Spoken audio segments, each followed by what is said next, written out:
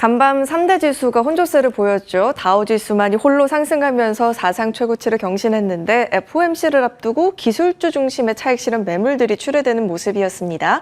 이와 관련한 전략은 잠시 뒤에 자세하게 챙겨보도록 하고요. 우선 개장 전 주요 헤드라인들 열어보겠습니다.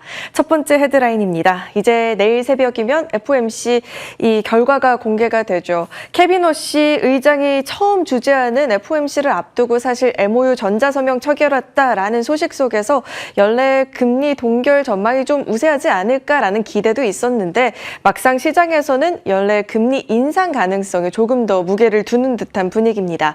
우선 대표적으로 시타델 같은 경우에는 9월 금리 인상 가능성을 좀 전망하는 모습이었는데요. 인플레이션 압력이 예상보다 훨씬 더 광범위하게 확산이 됐고 지금 당장 유가가 안정되더라도 이미 소비재나 서비스 임금 가격으로 전이된 물가 압력이 쉽게 진정되지 않을 것이다라고 전망하면서 결국에는 올해 9월 시작으로 12월 그리고 2027년 3월까지 단계적으로 금리 인상에 나서지 않을까 하는 전망을 내놓는 모습입니다. 시타델뿐만 아니라 이제 파이낸셜 타임즈가 설문조사를 했는데 설문 결과 경제학과 과반수가 연내 최소 0.25%포인트 금리 인상을 해야 된다라는 가능성에 조금 더 많이 베팅하는 모습들도 포착된 모습입니다. 케빈 워시 같은 경우에는 줄곧 좀 왜 연준은 입이 무거워야 된다라는 기조를 보여왔었는데 과연 이번 FOMC에서 그 무거운 입에서 어떤 발언들이 나올지 기자회견도 한번 주목해 봐야 될 것 같습니다. 자, 이어서 두 번째 헤드라인도 열어보겠습니다. 하나그룹이 이제 항공우주의 지분율이 9%대까지 확대가 되면서 국민연금을 제치고 2대 주주의 이름을 올렸습니다. 하나 에어로스페이스가 카이 지분 6.5% 확대됐다라고 밝히면서 이제 하나그룹의 전체 지분율이 9%대로 올라온 건데요. 여기서 그치는 게 아니라 올해 연말까지 5천억 원을 추가로 투자해서 연말까지 그룹 전체의 지분율이 10%대를 넘어설 것으로 현재 전망이 되고 있습니다.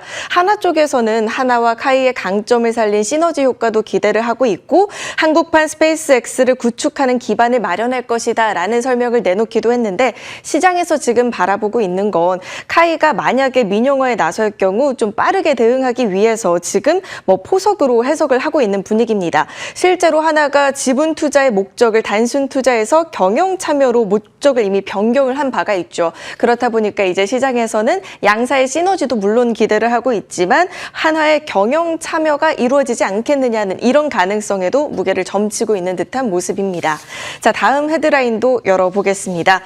AI 서버 수요가 계속 증가를 하면서 MLCC 공급난도 심해지고 있죠. 이에 따라서 JP모건은 삼성전기의 MLCC 매출이 2년 새 2배 이상 증가할 수 있겠다라는 전망을 내놓았습니다. 2025년에는 5조 원대의 매출을 전망을 했었는데 27년 이 매출이 10조 원대까지 늘어날 수 있겠다. 그러니까 2배가량 늘어날 수 있겠다라는 전망을 내놓았습니다. 동시에 MLCC 판매량 역시 올해, 내년 각각 전년 대비 2.4배씩 늘어날 것이다라는 전망을 내놓았는데요.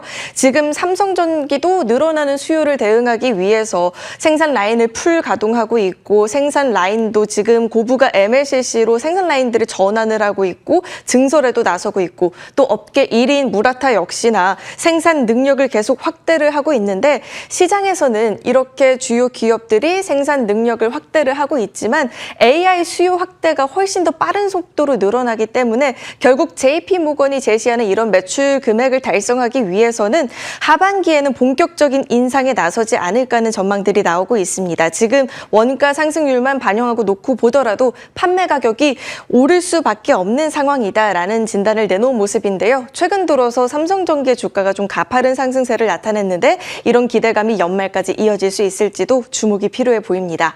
자, 다음으로는 전일 장 마감 이후 나왔었던 주요 공시들도 정리를 해보도록 하겠습니다. 자사주 소각과 관련한 공시가 나래나노텍 쪽에서 나왔고요. 넥스틸 같은 경우에는 최저임금보다 조금은 높게 임금 인상을 책정하게 되면서 노사 협상이 마무리됐다라는 소식이 전해졌죠. 이런 소식 속에서 넥스트마켓에서 상승 전환 이후 가파르게 좀 시세를 분출하는 모습들도 포착됐습니다. 철강주들의 랠리가 오늘장에서 이어질 수 있을지도 한번 살펴보시길 바라겠습니다. 주요 헤드라인들 만나봤고요. 이어서 황유연 팀장님과 함께 마켓링크 시간으로 돌아오겠습니다.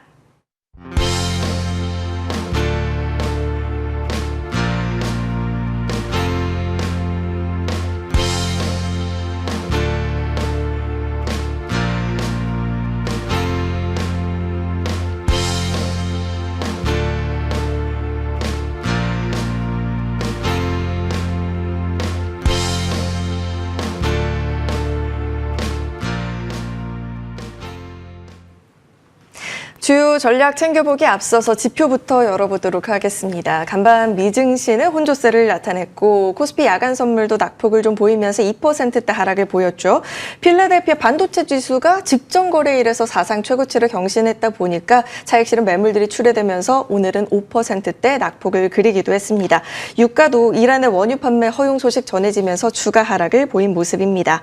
자, 이어서 황유현 팀장님과 함께 전략도 챙겨보도록 하겠습니다. 팀장님 어서 오십시오. 네, 안녕하세요.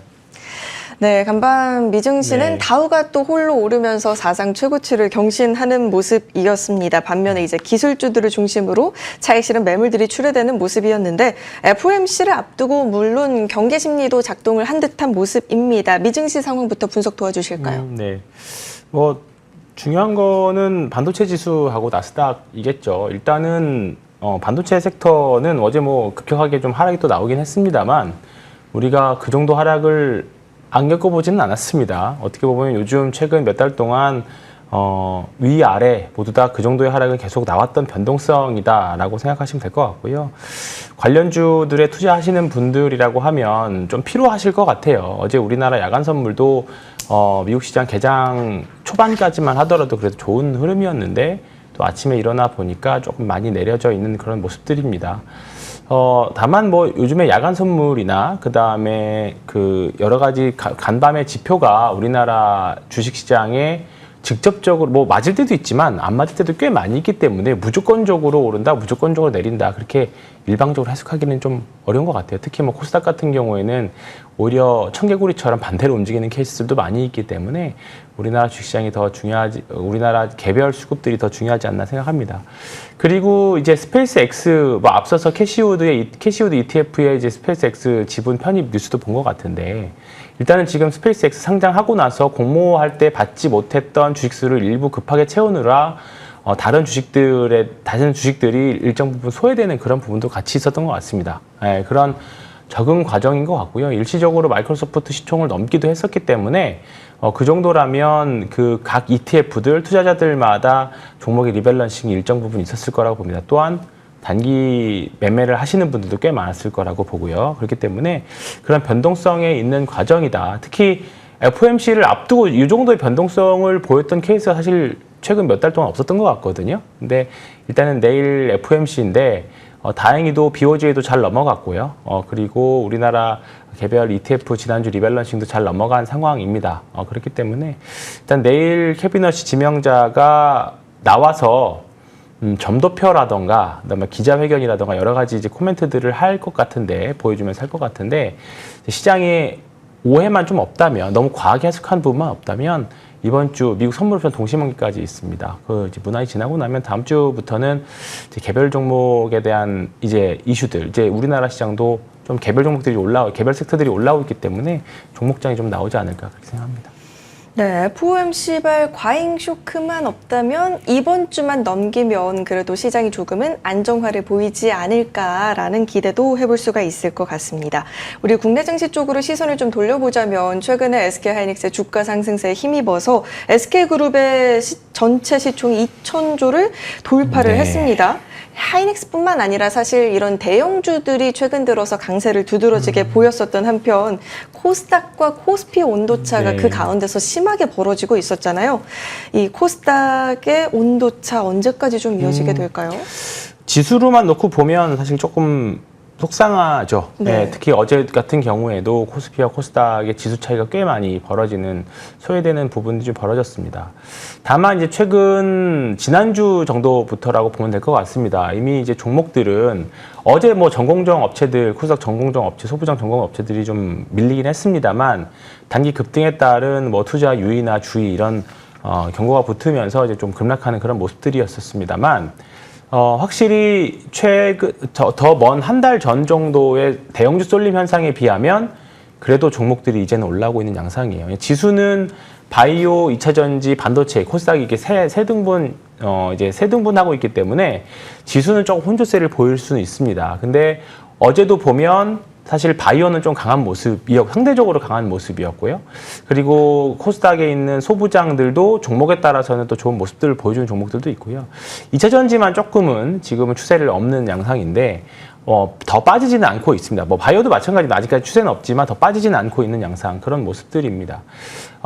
지난밤에 이제 미국 시장도 좀 빠졌고요. 그렇다고 그게 반도체 섹터의 전반적인 뭔가 훼손이 있어서 빠졌다기보다는 신고가를 가고 나서 급등 이후에 차익 실현 정도 나오는 물량이기 때문에 오늘 만약에 하락해서 시작한다면 또 저가 매수세가 충분히 들어올 수 있는 날입니다. 특히나 어제 SK 그룹주들이 이제 자사주 이제 주주 환원에 대한 뉴스가 나왔었고 그리고 이제 사실 묵은이라는 공시가 또 나왔었죠. 검토하고 있다 정도의 공시가 나왔기 때문에 초반에 차익 실현 물량이 나온다라면 그 자금들이 어제 많이 떨어졌던 소부장의 장비로도 갈 수 있을 확률 또는 다시 SK 하이닉스나 삼성전자나 또 SK 스퀘어나 또 지금 현재 우리나라 주력 섹터로 들어올 수 있는 흐름들은 충분히 있을 것 같습니다. 그래서 장 초반만 조금 그 변동성에만 유의하신다라고 하면 어제 미국 시장 빠진 거 대비해서는 너무 걱정하실 필요는 없을 것 같고요. 일단 AI 이슈는 아직까지는 우리가 끝을 보기까지 가야 될 것 같아요. 그게 하이닉스 삼성전자의 영업이익률이나 매출액의 성장률이 꺾일 때까지인지 아니면 미국의 금리가 꺾어질 때까지인지 또는 연말일지까지는 가봐야 합니다. 아마 우리가 꺾이는 재료는 우리가 예상할 수 있는 걸 가지고 그 하락을 맞추기는 어려울 것 같고요. 아마 꺾이기 시작하면 어떤 이유들이 나오기 시작할 거고요. 그 이유에 대한 해석을 가지고 후행적으로 해석할 수밖에 없을 겁니다. 그래서 다만 이제 그 시기가 아직까지는 조금은 많이 남았다라고 생각을 해요. 그래서 뭐 오늘도 만약에 하이닉스나 삼성전자가 조정이 나온다라고 하면 이제 아마 조금 이제 실적 다음 상승할 수 있는 모멘텀까지는 한 달여 남았습니다. 실적 모멘텀이. 이제 전쟁도 끝났고 그 다음에 뭔가 좋은 뉴스가 모멘텀이 있을까라고 생각을 해보면 이제 유가가 떨어지고 전쟁 끝났다 정도밖에 없거든요. 근데 이제 그 뉴스는 일정 부분 계속 반영해왔었고 주가는 빠지지 않고 올라왔기 때문에 이제 지금부터는 대형주, 중소형주 할 거 없이 뉴스에 조금 민감하게 반응한 어제 이제 전쟁이 끝났는데 오히려 방산주들이 올랐잖아요. 그런 것처럼 어떤 특별한 뉴스에 따라서 좀 가볍게 움직이지 않을까. 특히 코스닥 같은 경우에는 굉장히 좀 수급이 좀 가벼워진 상태예요. 그렇기 때문에 개별 뉴스, 그다음에 업종에 나온 뉴스에 따라서 좀 가볍게 움직이지 않을까 그렇게 생각합니다. 네, 한 달 전과 비교해서 봤을 때 그래도 반도체 쏠림 현상이 완화가 됐다라는 점도 코스닥 시장에서는 긍정적으로 바라볼 여지가 있을 것 같습니다. 말씀해 주신 것처럼 어제 이제 미국과 이란의 종전 기대감이 확산이 되면서 방산주도 물론 강했지만 재건 기대감 속에서 건설주들도 시세를 크게 보인 모습이었습니다. 여기에 글로벌 원전 르네상스다라는 분석이 맞물리면서 시세를 보였고 뭐 대우건설 같은 경우는 하루 만에 19% 급등을 나타내기도 했는데 단기 이런 테마성 움직임을 넘어서 좀 장기 펀더멘털 측면에서 바라봤을 때 지금 매수 전략도 여전히 유효할지도 궁금합니다. 네, 뭐 대표적인 개별 모멘텀을 가지고 있는 게 재건주겠죠. 특히 건설주입니다. 우리가 과거 러시아 우크라이나 전쟁하고 좀 다르게 봐야 되는 점은 그쪽은 사실 우리나라 업체들이 수혜를 볼 확률이 매우 희박했어요. 그렇기 때문에 테마주를 보는 게 맞았었고 실제로도 테마주 주가 흐름의 패턴을 보였습니다. 관련 종목들이. 다만 이제 중동과 관련된 종목들은 플랜트잖아요. 예, 플랜트고 우리나라가 최근 3년 동안 말씀해 주셨던 기업들이 삼성 E&A나 대우건설이나 그다음에 뭐 현대건설 속해 있는 현대 엔지니어링이나 뭐 그런 종목들이 DL-ENC도 그렇고요. 관련 건설 업체들, 특히 플랜트 업체라고 봐야겠죠. 그런 업체들이 실제로 수주도 많이 있었고요. 이번 전후 복구 사업에서 당연히 일정 부분 수혜도 받을 수 있을 거라고 생각합니다.